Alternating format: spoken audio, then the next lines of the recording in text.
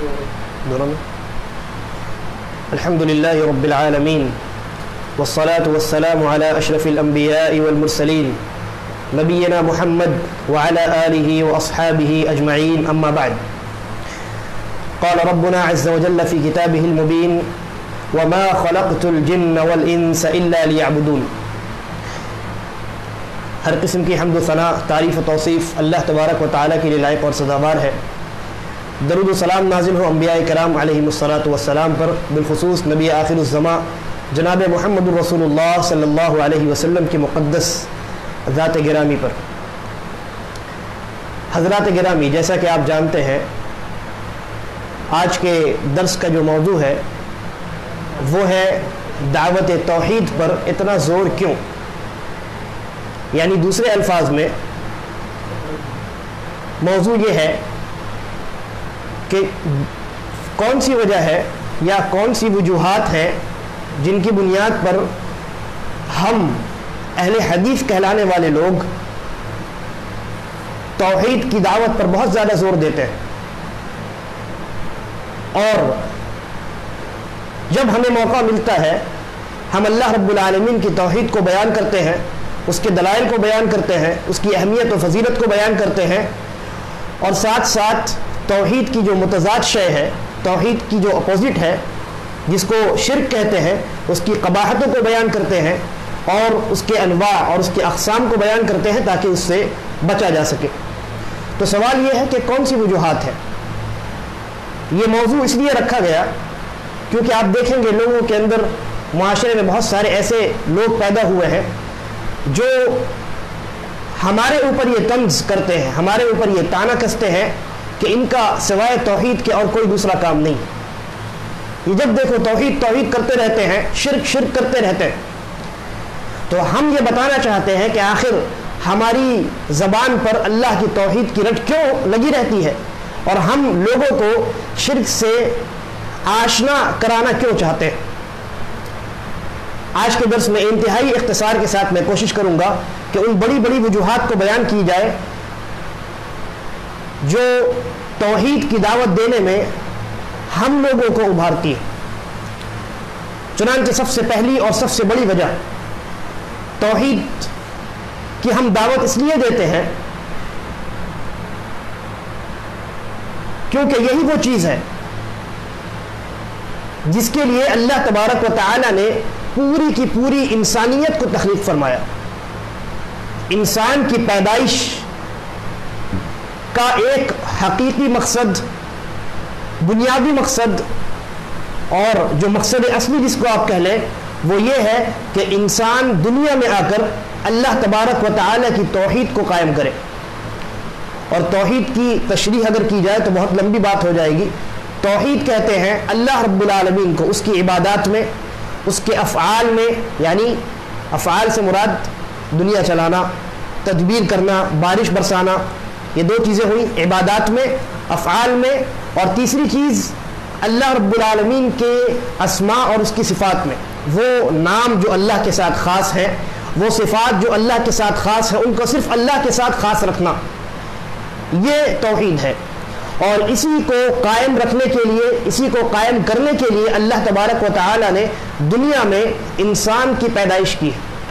چنانچہ قرآن مجید کے اندر اللہ رب العالمین نے فرمایا وما خلقت الجن والانس الا ليعبدون. جملہ دیکھیے، اللہ رب العالمین کا طرز تکلم دیکھیے. اللہ رب العالمین نے کہا، پہلے نفی کر دی، کہا کہ وما خلقت الجن والانس، ہم نے جنوں اور انسانوں کو پیدا نہیں فرمایا، الا لیعبدون. ہاں، پیدا فرمانے کی جو سب سے بڑی وجہ ہے یا واحد وجہ ہے وہ کیا ہے؟ تاکہ وہ میری عبادت کریں. اب یہاں کوئی کہہ سکتا ہے کہ یہاں اللہ رب العالمین نے تو عبادت کا لفظ استعمال کیا ہے، آپ کہہ رہے ہیں کہ اللہ نے اس آیت میں یہ کہا ہے کہ ہم نے جنوں اور انسانوں کو اپنی توحید کے لیے پیدا کیا ہے. تو جواب یہ ہے کہ ہمارا منہج یہ ہے کہ ہم قرآن و حدیث کو صحابہ کرام کے فہم کے مطابق سمجھتے ہیں. عقلی گھوڑوں کو دوڑا کر ان کے معانی اور مفاہیم کو سمجھنے کی کوشش نہیں کرتے.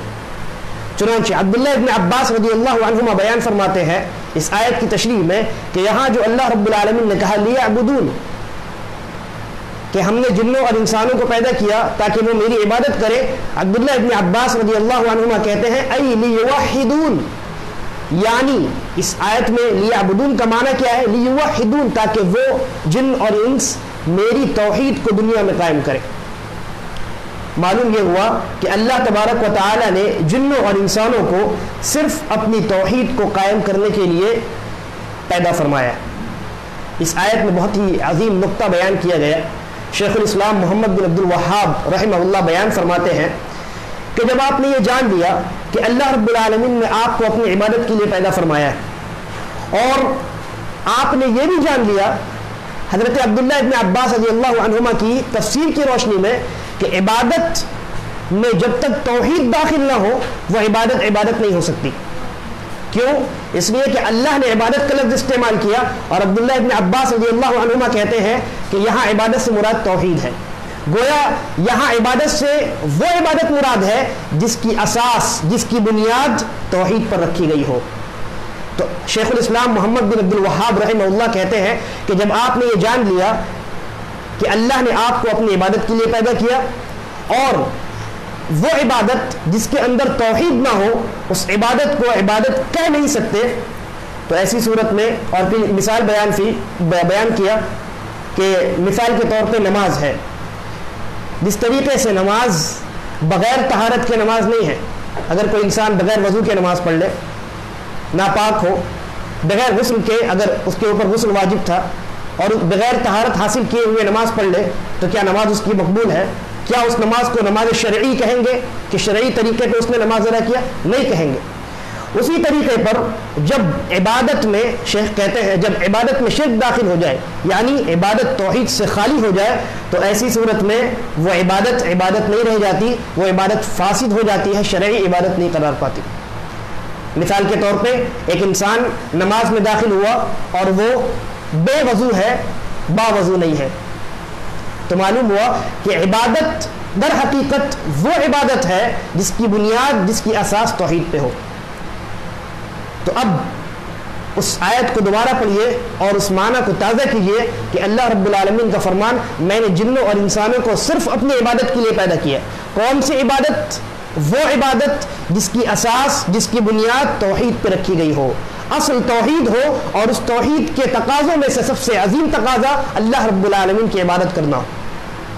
تو یہ سب سے پہلا مقصد ہے، اور یہ سب سے پہلی وجہ ہے جو ہمیں ابھارتی ہے اس بات پر کہ ہم توحید کی دعوت پر زور دیں، اس لیے کہ یہی ہماری زندگی کا مقصد ہے، یہی ہماری تخلیق کا اور ہمارے پیدا ہونے کا اس دنیا میں مقصد ہے.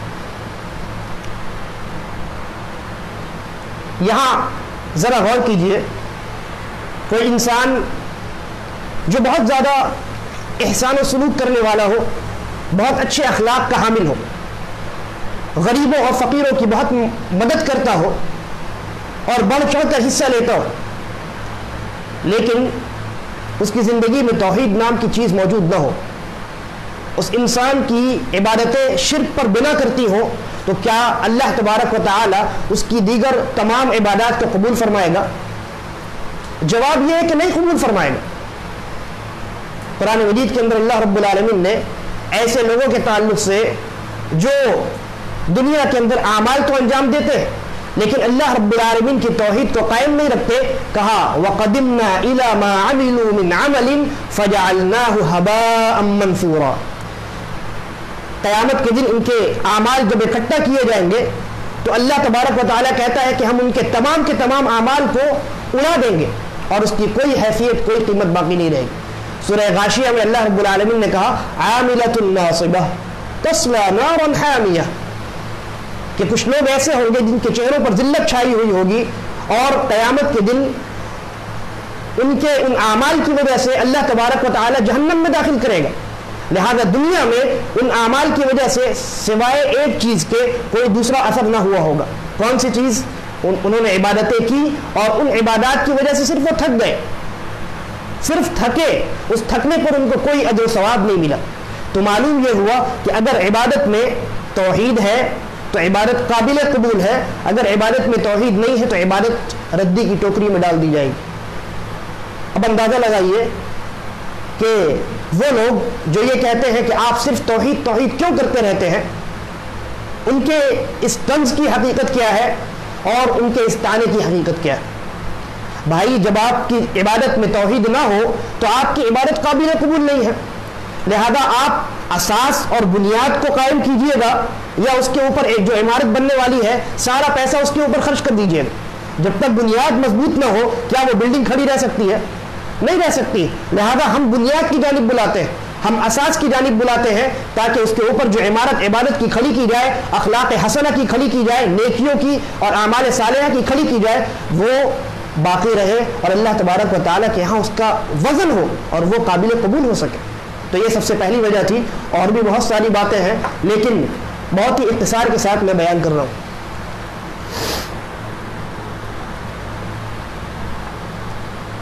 یہی وجہ ہے کہ نبی اکرم صلی اللہ علیہ وسلم نے جب یہودیوں کے درمیان ملک یمن میں حضرت معاذ ابن جبل رضی اللہ عنہ کو بھیجا داعی بنا کر کے، یہاں داعیوں کے لیے سبق ہے، وہ لوگ جو توحید کو چھوڑ کر کے اچھے اخلاق کی دعوت دیتے ہیں اور یہ کہتے ہیں کہ توحید کی وجہ سے تفرقہ ہوتا ہے، وہ کان کھول کر سنیں۔ اللہ کے نبی صلی اللہ علیہ وسلم نے حضرت معاذ ابن جبل رضی اللہ عنہ کو یہودیوں کے درمیان بھیجا تو ان کو کیا نصیحت فرمائی؟ کہا اول ما تدعوهم الیہ شہادت اللہ الہ الا اللہ، سب سے پہلی چیز جس کی جانب تمہیں وہاں جا کر دعوت دینی ہے وہ اللہ رب العالمین کی وحدانیت کی دعوت ہے۔ اور دوسرے الفاظ ہیں، صحیح بخاری کی روایت کے اندر الفاظ ہیں کہ فَلْيَكُنْ أَوَّلَ مَا تَدْعُوهُمْ إِلَيْهِ أَن يُوَحِّدُوا اللَّهَ، کہ سب سے پہلی چیز جس کی جانب تم دعوت دو گے وہ اللہ رب العالمین کی توحید کو قائم کرنے کی دعوت ہوگی۔ اور آگے حدیث جب آپ پڑھیں گے تو اللہ کے نبی کہتے ہیں جب وہ اس بات کو مان لے تو پھر انہیں نماز کی تعلیم دو، پھر جب وہ اس بات کی مان لے، یعنی آگے جو سلسلہ بیان کیا گیا ہے وہ اعمال کا سلسلہ ہے، لیکن سب سے پہلی چیز کی دعوت کون سی چیز ہے جس کی دعوت سب سے پہلے دینے کی ترغیب اللہ کے نبی بلکہ حکم دے رہے ہیں؟ وہ توحید کی دعوت ہے۔ دوسری وجہ کہ جو ہمیں ابھارتی ہے کہ ہم توحید کی دعوت پر بہت زیادہ زور صرف کریں، اپنے اوقات کو توحید کی دعوت میں لگائیں، وہ یہ ہے کہ اللہ تبارک و تعالی نے توحید کو قائم کرنے کا جو حکم دیا ہے یہ در حقیقت فطرت کا قیام ہے۔ کیا مطلب ہوا؟ مطلب یہ ہوا کہ اللہ رب العالمین کی وحدانیت کو قائم کرنا، صرف ایک اللہ کی عبادت کرنا، صرف اسی کو معبود جاننا اور اس کے افعال میں اس کو تنہا تسلیم کرنا، اس کے جو مخصوص نام اور صفات ہیں ان کو صرف اللہ کے ساتھ خاص کرنا، یہ توحید جس کو ہم کہتے ہیں یہ فطرت کا تقاضا ہے۔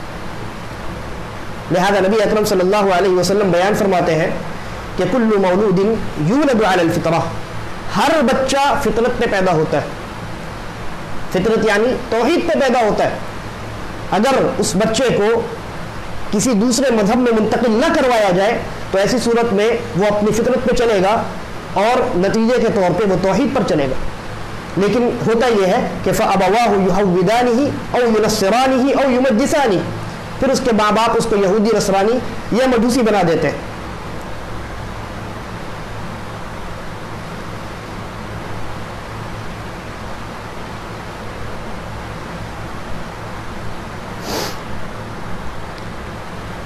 تیسری وجہ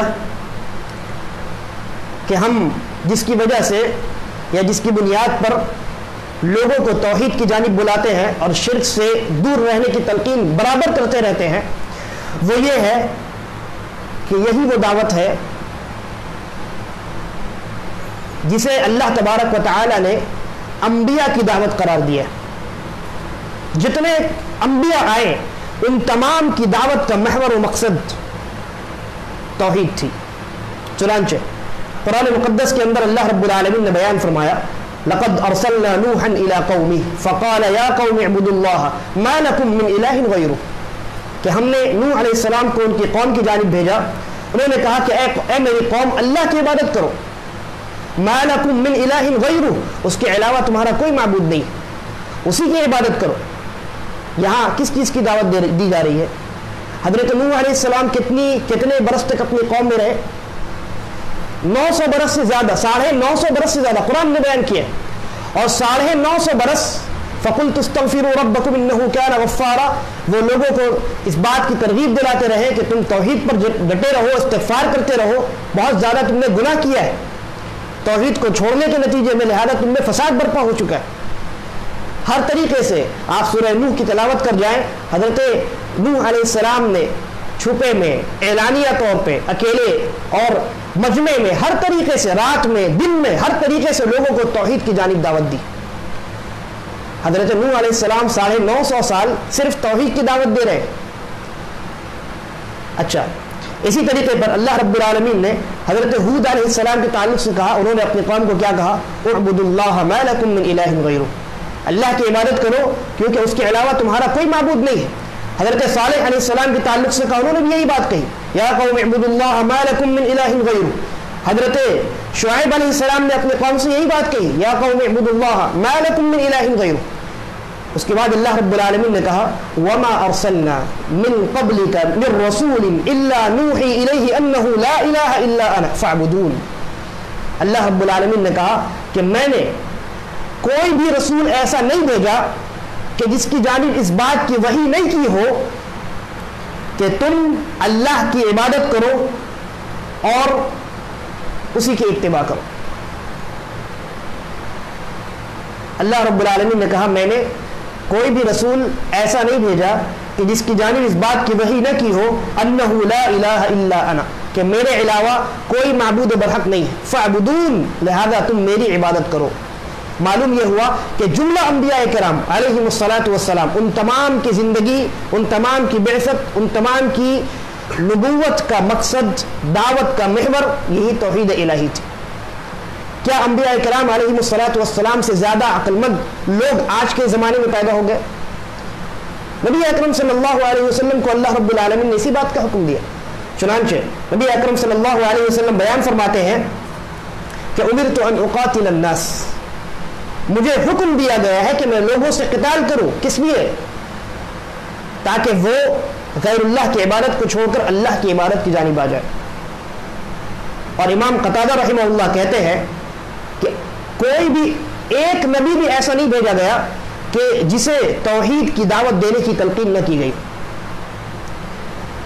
शरीयतें मुख्तलिफ थी, अहकामात अलग अलग थे, किसी कौम में कुछ हलाल था, किसी कौम में कुछ हराम था, लेकिन एक चीज़ जो तमाम के तमाम अंबिया और रसूल में कॉमन थी, वो कौन सी चीज़ थी? वो तौहीद की दावत थी, और उनकी दावत की शुरुआत भी तौहीद से हुआ करती थी। चुनांचे क्या आज के लोग अंबिया किराम अलैहिमुस्सलातु वस्सलाम से ज़्यादा अक्लमंद है, जो तौहीद की दावत देने वालों पर तंज करते हैं, ताने कसते हैं कि तुम्हारे पास तौहीद के सिवा कुछ नहीं? हम कहते हैं हमारे पास तौहीद के सिवा इसलिए कुछ नहीं है क्योंकि हम अंबिया के मनहज पे हैं, और हमारे जो अंबिया थे उनकी ज़िंदगी का मकसद, उनकी बेअसत का मकसद भी तौहीद की दावत देना था। इसी तरीके पर अल्लाह के नबी सल्लल्लाहु अलैहि वसल्लम को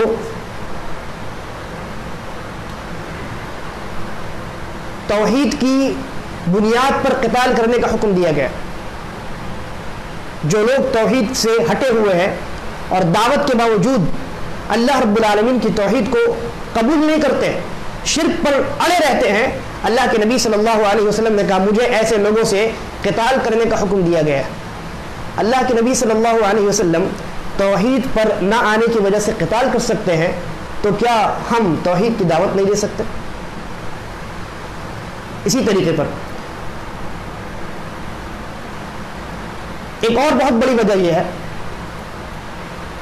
कि तौहीद जो है, आज हम देखते हैं लोग वावीला करते हैं, अफसोस करते नजर आते हैं कि मुसलमानों के अंदर इत्तेहाद नहीं है, मुसलमानों के अंदर इत्तेफाक नहीं है, एक प्लेटफॉर्म पे उनको जमा होना चाहिए, एक रास्ते पे उनको जमा हो जाना चाहिए। पूरी दुनिया आज मुसलमानों की भूखी बनी हुई है, मुसलमानों के ऊपर टूट पड़ चुकी है, लिहाजा मुसलमानों को अपने तमाम तरह इख्तिलाफात भुला करके एक जगह जमा हो जाना चाहिए। लेकिन उनमें से क्या कोई भी इस बात का जिक्र करता है कि तमाम के तमाम मुसलमान तौहीद की बुनियाद पर एक प्लेटफॉर्म पे आ जाए? नहीं करता। अल्लाह रब्बुल आलमीन ने कहा नबी अकरम सल्लल्लाहु अलैहि वसल्लम और सहाबा के ताल्लुक से सनुल्की फी क़ुलूबिल्लज़ीना कफ़रू अर्रुअब बिमा अशरकू बिल्लाह मा लम युनज़्ज़िल बिही सुल्ताना व मअवाहुमुन नार व बि'सा मथवज़-ज़ालिमीन। कहा कि वो लोग जिन्होंने अल्लाह रब्बुल आलमीन के साथ कुफ्र किया, यानी तौहीद उनके पास नहीं है, लिहाजा तौहीद को छोड़ देने के नतीजे में या कबूल न करने के नतीजे में अल्लाह रब्बुल आलमीन ने कहा सनुल्की फी क़ुलूबिल्लज़ीना कफ़रू अर्रुअब, हम ऐसे लोगों के दिलों में जिनके दिलों के अंदर तौहीद नहीं है, उनके दिलों में हम मुसलमानों का यानी मुवहिदीन का रुअब दाखिल कर देंगे। दुनिया में ये हुआ, व मअवाहुमुन नार, और जहन्नम में उनके लिए आग ये ठिकाना बना दिया गया, और आग ये कितना ही बुरा ठिकाना है जालिमों के लिए। इस आयत में गौर कीजिए, अल्लाह रब्बुल आलमीन ने क्या कहा, जिन्होंने तौहीद को कबूल नहीं किया है उनके दिलों में हम उन लोगों का खौफ, उन लोगों का रुअब, दबदबा डाल देंगे जिनके दिलों में तौहीद है। लिहाजा मालूम यह हुआ कि जिनके दिलों के अंदर तौहीद होती है उनके दुश्मनों के दिलों में अल्लाह तबारक व तआला इनके मुताल्लिक रुअब और दबदबा दाखिल कर देता है। और यही वजह है कि जब 313 थे तो अल्लाह रब्बुल आलमीन पर ईमान रखने की वजह से, तौहीद को मजबूती से थामे रखने की वजह से अल्लाह तबारक व तआला ने उनका रुअब दबदबा 1000 लोगों के ऊपर जारी कर दिया, हावी कर दिया। नतीजे के तौर पर 313 लोगों को अल्लाह रब्बुल आलमीन ने 1000 लोगों पर फौकियत दी और वो जंग जीत गए। लिहाजा अगर कुफ्फार के दिलों में, दुश्मनों के दिलों में आप अपना रुअब दबदबा दाखिल करना चाहते हैं, मुसलमान अपने आप को मुवहिद बना ले। अगर मुसलमानों के दिलों के अंदर तौहीद आ गया, मुसलमान अगर मुवहिद बन गया, तो ऐसी सूरत में वो ज़माना यकीनन दोबारा लौट सकता है कि जिस ज़माने में मुसलमानों का रुअब दबदबा बहुत दूर पड़े हुए कुफ्फार के दिलों में अल्लाह रब्बुल आलमीन डाल दिया करता था। इसी तरीके पर एक और बहुत अहम चीज, आपको मालूम है कि आयतुल कुर्सी के ताल्लुक से सही बुखारी वगैरह के अंदर अबू हुरैरा रज़ियल्लाहु अन्हु की वो हदीस वारिद हुई है कि जिसमें वो एक मरतबा ज़कात के माल के ऊपर निगरानी कर रहे थे और 3 रात शैतान उनके पास आया और चोरी करके ले जा रहा था, लेकिन उन्होंने बार बार पकड़ लिया। आखिर रात शैतान ने क्या कहा कि मैं तुम्हें एक चीज़ बताता हूँ, मुझे छोड़ दो। कहा कौन सी चीज़? कहा कि अगर कोई इंसान रात में बिस्तर पे आने के बाद आयतुल कुर्सी को पढ़ ले तो एक मुहाफिज फरिश्ता उसकी हिफाजत करने के लिए मुकर्रर कर दिया जाता है और शैतान उसके करीब नहीं आता। फिर नबी अकरम सल्लल्लाहु अलैहि वसल्लम ने सुबह में इसकी तस्दीक की, तो नबी अकरम सल्लल्लाहु अलैहि वसल्लम की तस्दीक के बाद सहाबा किराम ने इसको तस्लीम किया। सवाल यह है कि शैतान आयतुल कुर्सी पढ़ने की वजह से क्यों भागता है, क्यों करीब नहीं आ सकता? उलमा ने बयान किया है कि आयतुल कुर्सी का जो मफहूम है, उसका जो मजमून है, वो तौहीद पर कायम है। अल्लाहु ला इलाहा इल्ला हु, अल्लाह के अलावा कोई माबूद बरहक नहीं सिवाय उसके, और वो हई है, कय्यूम है, उसको ऊँग नहीं आती। अल्लाह की तमाम तर सिफात को इसमें बयान किया गया, अजीम सिफात को बयान किया गया। गोया कि इस आयत के अंदर अल्लाह रब्बुल आलमीन की तौहीद को बहुत ही बेहतरीन और अजीम अंदाज में बयान किया गया है, और यही वो चीज़ है जिस पर गामजन होकर, जिसको मजबूती से पकड़कर एक मुसलमान जन्नत के रास्ते पे चल सकता है। और यही वो चीज़ है कि जिस चीज़ से शैतान को सबसे ज़्यादा तकलीफ होती है। क्यों? इसलिए कि नबी अकरम सल्लल्लाहु अलैहि वसल्लम ने बयान फरमाया।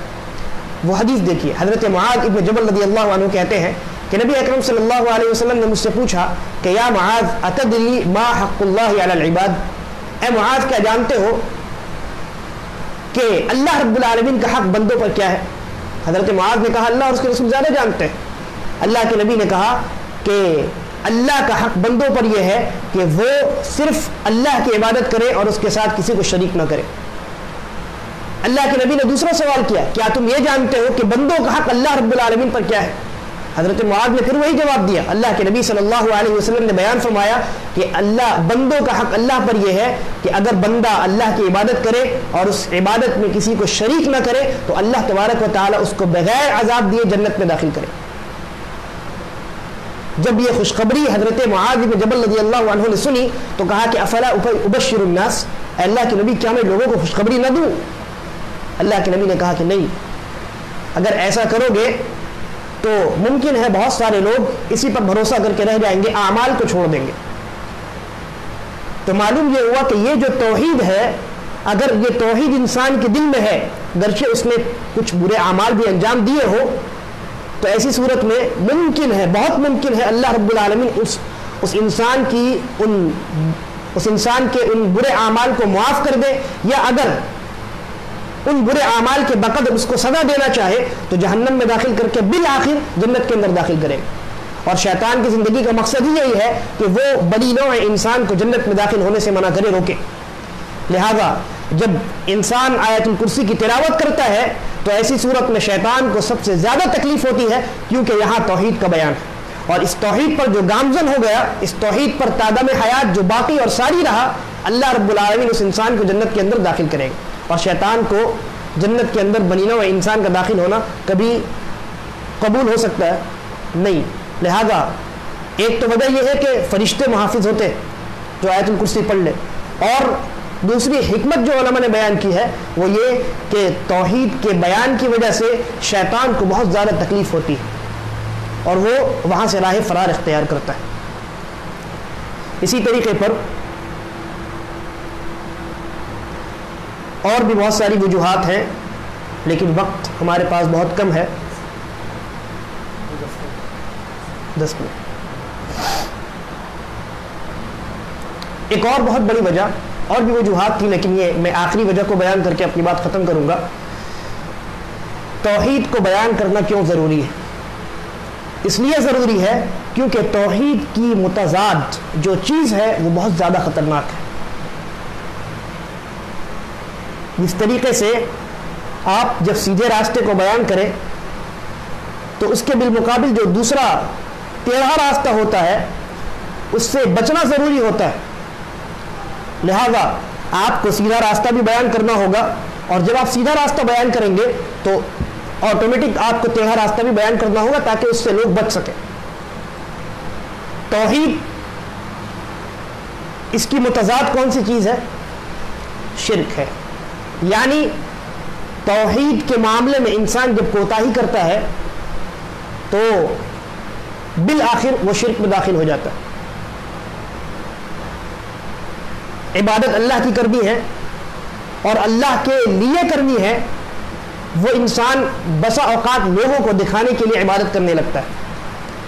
لہذا ایسا نہیں ہے کہ وہ لوگ جو غیر اللہ کے سامنے سجدہ نہیں کرتے وہ شرک میں داخل ہی نہیں ہوتے یا شرک کو انجام ہی نہیں دیتے، بلکہ نبی اکرم صلی اللہ علیہ وسلم نے کیا کہا؟ حضرت ابو بکر رضی اللہ عنہ کو مخاطب کر کے کہا کہ اے ابو بکر،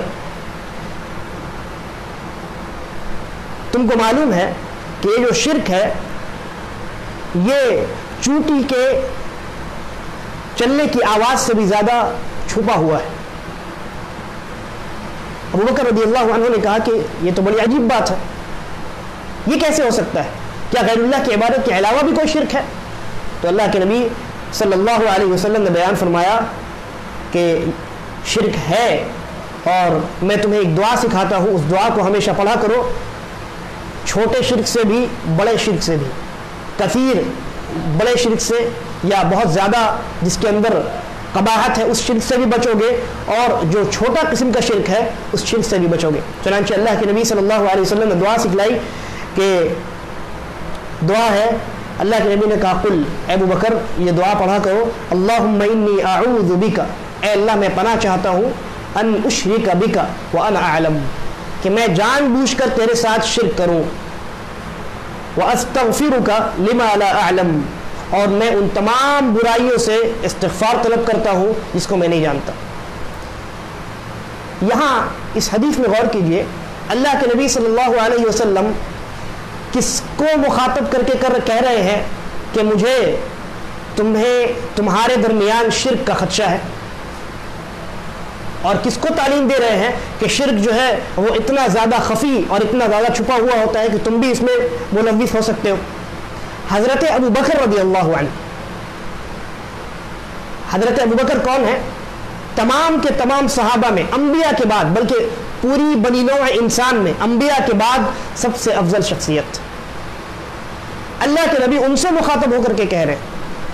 نتیجہ یہ نکلا کہ شرک بہت ہی خطرناک چیز ہے، اور یہ ایک ایسی شے ہے جس کے متعلق اور بھی دوسری احادیث ہیں جن میں اللہ کے نبی صلی اللہ علیہ وسلم نے شرک کا خوف صحابہ کے درمیان بھی جتلایا ہے. لہذا شرک ایک ایسی چیز ہے کہ جس کا خوف نبی اکرم صلی اللہ علیہ وسلم کو صحابہ کے درمیان تھا.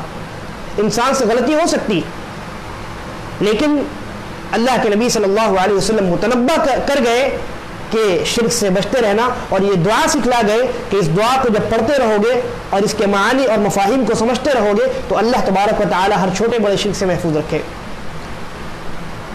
آپ دیکھیں حضرت ابراہیم علیہ السلام کون ہے؟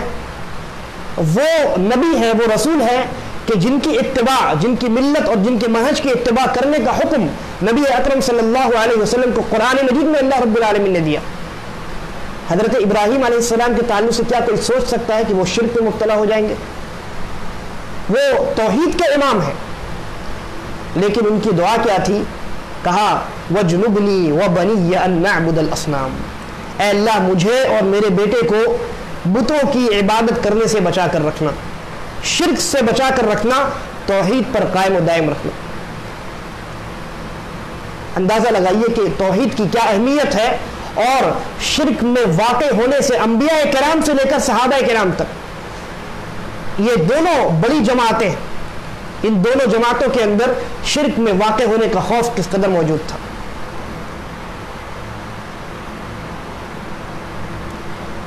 اور کیسے انسان شرک میں مبتلا ہو جاتا ہے.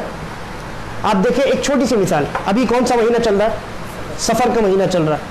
بہت سارے لوگ کیا کرتے ہیں؟ اس مہینے میں شادی نہیں کرتے، کاروبار تجارت شروع نہیں کرتے، کہتے ہیں کہ یہ منحوس مہینہ ہے، اگر شادی ہوئی تو طلاق ہو جائے گی، اگر تجارت شروع کیا تو نقصان ہو جائے گا. یہ جو عمل ہے در حقیقت یہ شرک ہے. کیسے؟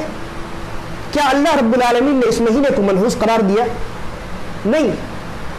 ایام کو، دنوں کو بنانے والا ان کا خالق کون ہے؟ اللہ رب العالمین. اور یہ اللہ کا حق تھا کہ وہ کسی دن کے تعلق سے کہتا کہ یہ منحوس ہے، اور کسی دن کے تعلق سے کہتا کہ یہ ایسا دن ہے جس میں ہر کام اچھا ہوتا ہے. مثلا اللہ رب العالمین نے بعض ایام کو ہماری خوشی کا دن بنایا، بعض ایام میں ہمیں روزہ رکھنے کا حکم دیا، تو یہ اللہ رب العالمین کا حق تھا. لیکن آپ نے یہ حق اللہ رب العالمین سے چھین لیا. آپ نے یہ کہا کہ نہیں، یہ دن بذات خود منحوس ہے. یہاں ایک نقطہ ہے، وہ یہ ہے کہ اگر کوئی انسان یہ سمجھتا ہے کہ ماہ سفر کو اللہ رب العالمین نے منحوس بنایا ہے تو یہ چھوٹا شرک ہے. کیوں؟ اس لیے کہ اللہ نے نہیں بنایا، آپ اپنی جانب سے بیان کر رہے ہیں. گرچہ آپ یہ سمجھ رہے ہیں کہ اللہ نے بنایا، لیکن آپ کو یہ سمجھنا غلط ہے. جو کام اللہ نے نہیں کیا ہے آپ اللہ کی جانب منسوب کیسے کر سکتے؟ تو یہ چھوٹا شرک ہے. اور شرک اصغر کا قاعدہ یہ ہے کہ وہ چیز جس کو اللہ نے سبب نہ بنایا ہو اور نہ ہی تجربے سے وہ چیز سبب ثابت ہوئی ہو، اس چیز کو سبب بنانا شرک اصغر ہے، کیونکہ یہ شرک اکبر کا دروازہ کھولتا ہے. اور اگر کوئی انسان یہ سمجھے کہ یہ جو مہینہ ہے ماہ سفر، یہ مہینہ بذات خود نفع اور نقصان دینے والا ہے، یہ مہینہ بذات خود انسان کو نقصان پہنچانے والا ہے، تو ایسی صورت میں یہ شرک اکبر ہے، اس لیے کہ اس انسان نے ڈائریکٹ اللہ رب العالمین کا حق چھین کر اس مہینے کو دے دیا. تو دیکھیں کس طریقے سے انسان نہ جانتے ہوئے ایسے ہی بول چال میں انسان کہہ دیتا نہیں یہ سفر کا مہینہ بڑا منحوس ہے، کہتا ہے نا.